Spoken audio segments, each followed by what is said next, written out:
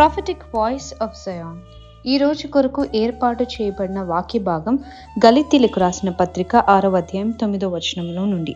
మనము మేలు చేయుట యందు విసుకక యుందుము, మనము అలయక మేలు చేసితే మేమి తగిన కాలమందు పంట కోతుము. ఒక కీడు జరిగింది.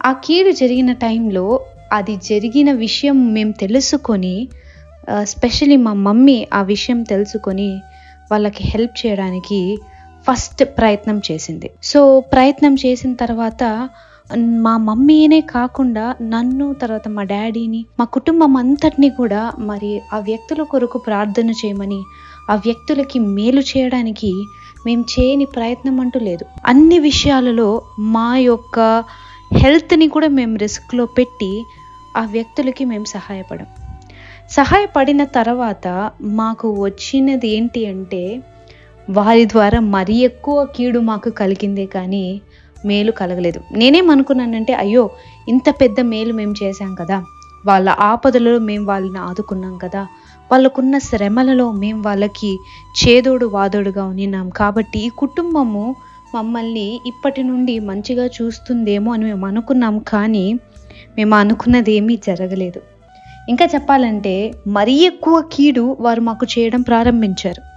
అలా వాళ్ళు చేస్తుండగా చివరికి వారు మమ్మల్ని ఇంకా ఎక్కువగా బాధ పెట్టడం, ఇంకా ఎక్కువగా మమ్మల్ని ఇబ్బంది గురి చేయడం చేస్తున్నారు కదా అని చెప్పి నేను ఆలోచించడం ప్రారంభించినప్పుడు దేవుడు నాతో ఒక మాట మాట్లాడాడు. మీరు పాపులై ఉండగా దేవుడు మిమ్మల్ని ప్రేమించెను. మనం పాపులని తెలిసి దేవుడు మనల్ని ప్రేమించాడు. మనం మంచివారమని కాదు, మనలో ఏదో బెస్ట్ క్వాలిటీస్ ఉన్నాయని కాదు. He knows that we are ungrateful people.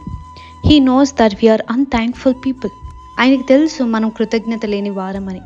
ఆయనకి తెలుసు మనము ఆయనని ద్వేషించిన వారమని, ఆయనకి తిరుగుబాటు చేసేవారమని యేసయ్యకి తెలుసు. అయితే ఆయన మనకి ప్రతిరోజు మేలు చేస్తూనే ఉన్నాడు. ఆయన స్వభావం అది.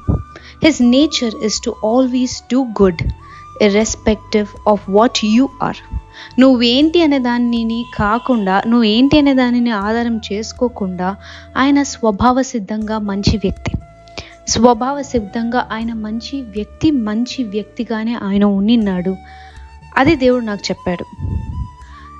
నీ యొక్క యాక్షన్స్, నీ యొక్క reactions are not dependent on the other person's actions and reactions. ఎదుటి వ్యక్తి నీకు చేస్తున్న మేలులు, కీడులు, మంచితనము, చెడుతనం, వీటిని బట్టి నీ యొక్క మంచితనం ఉండకూడదు, నీ యొక్క స్వభావం ఉండకూడదు. నువ్వు మంచి చేయాలని ఉద్దేశిస్తే ఆ వ్యక్తి చెడు చేసినా మంచి చేసినా నువ్వు మంచి చేయాల్సిందే. అదే దేవుని యొక్క లక్షణం. ఎందుకు అంటే నీ యొక్క రివార్డ్, నీ యొక్క బహుమతి, నీ యొక్క బహుమానము అది దేవుడు ఇచ్చేది కానీ మనుషులు ఇచ్చేది కాదు. మనం ఒకరికి మంచి చేస్తే మనకేం లాభం అని మనం అనుకుంటాం. ఈ లోక సంబంధంగా అది లాభదాయకంగా ఉండకపోవచ్చు, ఈ లోకపరంగా అది లాభదాయకంగా ఉండకపోవచ్చు. అయితే దేవుడు దాన్ని గుర్తు చేసుకుంటాడు. దేవుడు దానికి తగిన కాలములో దానికి ఫలాన్ని ఇస్తాను దేవుని వాక్యం చెప్తుంది. కాబట్టి ఈరోజు మన జీవితంలో మనల్ని ఇబ్బంది పెట్టే వ్యక్తులు ఉంటే వారికి కూడా మనం మంచి చేయడానికి ప్రయత్నం చేద్దాం. ఈ వాక్యం ద్వారా దేవుడు మీతో మాట్లాడాలని నమ్ముతూ, God bless you all. Amen.